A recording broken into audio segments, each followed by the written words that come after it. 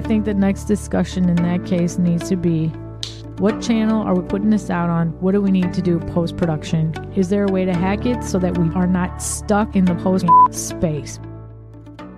We've podcasted a lot. We help clients, we do whatever. We got to help ourselves. Like you're saying, use cases, just be talking up and down about how you're helping that client in particular, etc. And just be speaking across all industry leaders, sales pro, the framework, speaking truth across all fronts, no matter who it is. If it's a professional that we're going to work with, if it's just more social proof, all of that, it's all freaking necessary. When I look at some of the things, I like when you did the live working with people, getting things nailed down, handling objections, whipping people into shape, talking through all these things, solving stuff. It does have the vibe of the Grant Cardone style, where it's like, hey, look, Grant Cardone's focused solely on the sales, right? But you are more than that. Yes, there's a huge sales element, but you are also helping leadership there. You're helping them define their culture, unpack the culture, figure out where leadership has gone right and where they have gone wrong, and how to take a step back, really change who they are as leaders. And it's like, people should know and see and be able to see the treatment that you've given them. And it's really just begun. Yeah, you started working with them at a certain point, but you had to face a lot of roadblocks from leadership themselves. That's step one.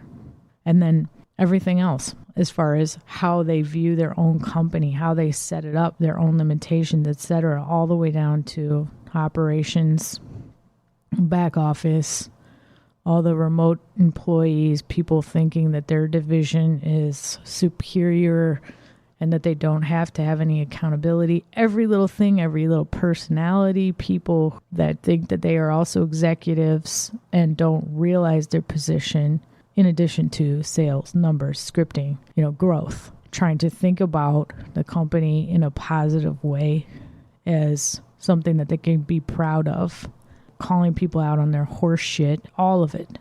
And it has to do with a vision, you being able to have the ability to look at a company, simplify it, which a lot of people do not have the ability to do.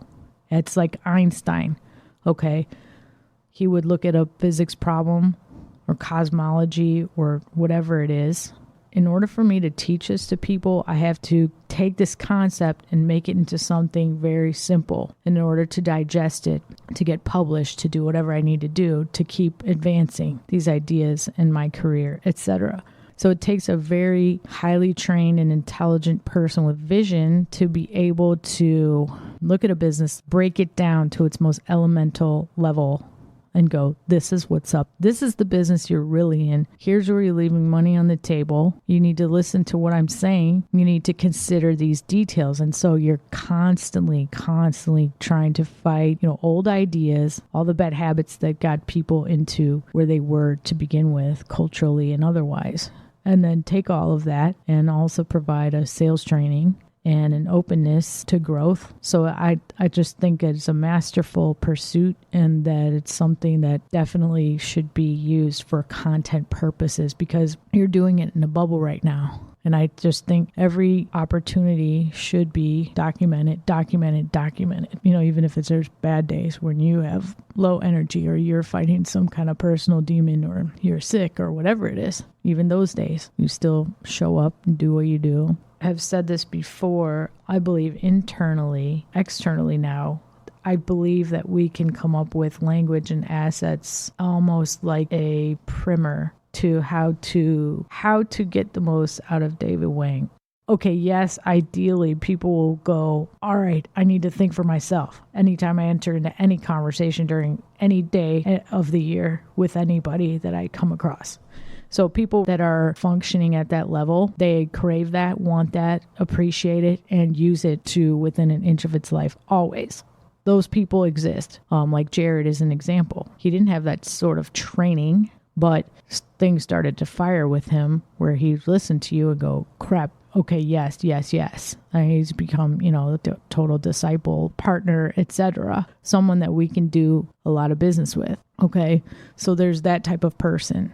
I don't want to call them unicorns because I don't want to make it like it's that rare. I think there are people like that would just haven't reached. But at the same time, I do believe internally and now for the marketplace as well, I put some of the onus on myself to, again, revisit how to work with David, how to get the most out of David. I'm not saying we do all the work for somebody. You can lead a horse to water, but you can't make it drink, that old saying. But I do believe that we do need a basic level of an explanation because people might used to that pedagogy, passive classroom style, unless they went to Harvard or wherever, where, zero-sum learning environment where you are taught to devour your competition and get knowledge by any means necessary, take out your competition, that kind of like aggressive style of learning. I believe people that are trained that way might have an advantage because they will just by default sort of utilize information for their own consumption like aggressively. So I wouldn't worry about someone like with that level of background. But for the average business professional, I don't think that they know what they don't know. I think that they, like I said, used to very passive pedagogy. Like, I'm going to sit here in this classroom, I'm going to take some notes. Maybe if called upon, I will try to glean some insight or say something mildly intelligent so that I sound like I'm part of this. I don't see by default in a room of 20, even 100 people like we have had here at AMP. I have yet to see somebody just really step up and grab things. And usually the type of people that you will see that are more the go-getter, they're only talking about themselves. So I think there's a lot of opportunity missed there. And so I'm personally taking that on just to look at it in a different way, break it down even further and go, yeah, I do think the onus is on me, Sydney, to come up with a path to entry. And yes, we will still weed out weaklings. We will still weed out people that don't want to do,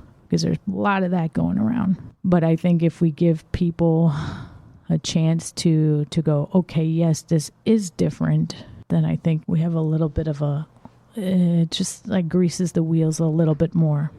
Give people, learn how to, not to come back to the framework, but it is an essential part of how I arrived at this and how other professionals can also arrive at their own conclusion, that if you do that work of knowing yourself, knowing where your integrity, the edges of your integrity professionally and otherwise, your own value system and what your goals are and who you really are at your core, self-knowledge, it doesn't matter what you happen to be selling this year or this decade. If you already have that sense of yourself, you can bring that level of professionalism and pride to who you are, what you say every day, how you conduct yourself, and always be in that position of just living your life in that leveled up frame of mind, and being ready and putting yourself in a position to be ready for success, no matter if you're selling balloons at a fair or you're selling credit repair services. It doesn't matter. You already have to be there in your mind and conduct yourself this way as a professional. You owe it to yourself. Otherwise, what are you doing? Why are you even in business? What are you trying to do out there in the world? Who are you trying to be? If you don't know who you are, you're not going to make it. So why bother? It is up to you to get there. And if you don't have the tools to do it, or you don't know who you are, you better seek a help like a David Wang or the Ultimate Growth Framework or Sydney Washington or Zach. People like that who can get you at least right on the path of where you need to be seeking the next thing, the next help, the next book to read, the next conversation to have, the right clients to talk to, etc. It's all related. So show up or give up. And stop adding noise to the conversation. You've been listening to the Social Strength Founders Podcast by Sydney Washington, as she breaks down her assessment of our company, our performance, and next step. If you are interested in learning how Sydney and her company can help you take your business or personal performance to the next level, make sure you reach out in the comments area or connect with us on Facebook.